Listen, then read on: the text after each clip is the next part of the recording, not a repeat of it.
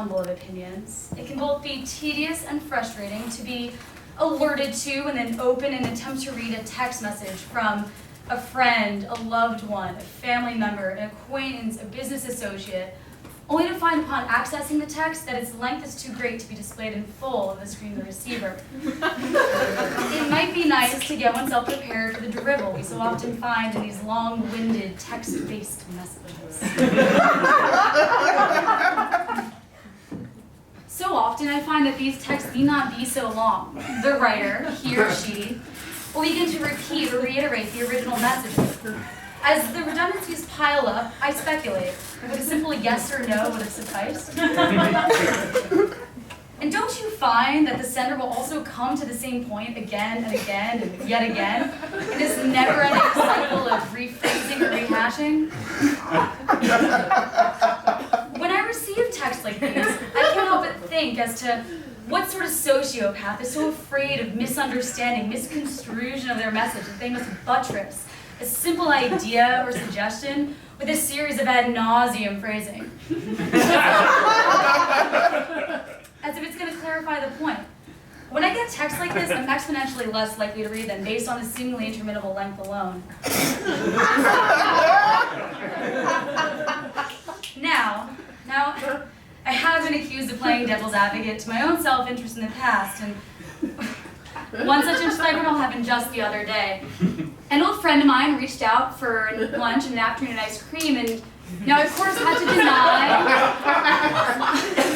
on the basis that life is fleeting and is truncated ether of space and time, and it's also theorized that the goings-on of the multiverse are subject to these constraints.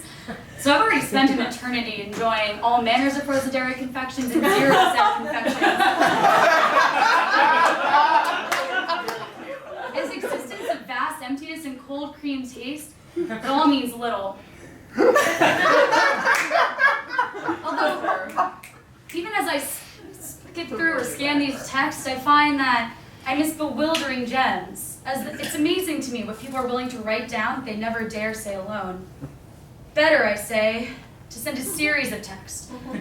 No more than 2 lines each in a series of 3-minute-long intervals while volunteering at a free clinic for children with chronic butt rash, examining what's reflected in the moments between sending these digital calls into the abyss.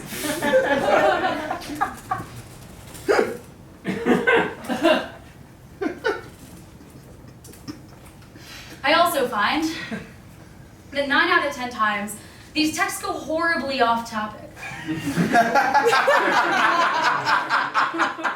Is the writer so oblivious to their own ramblings, so blinded by ego or fear of unimportance that they must whip us weary with the constant blathering drone of his or her monologue unchained?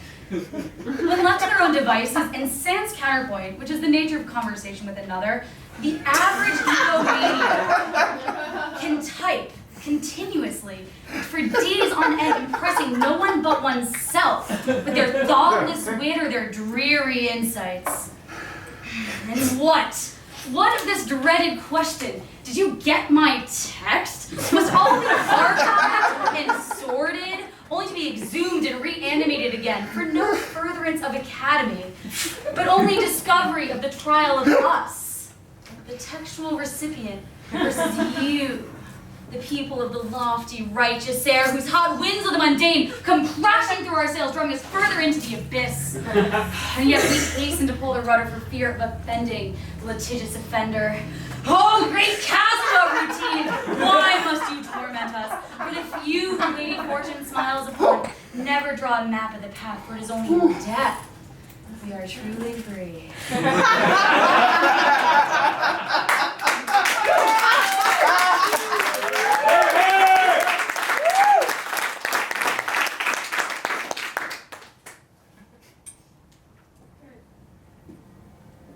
So yeah, I think it's a nice idea, Amanda.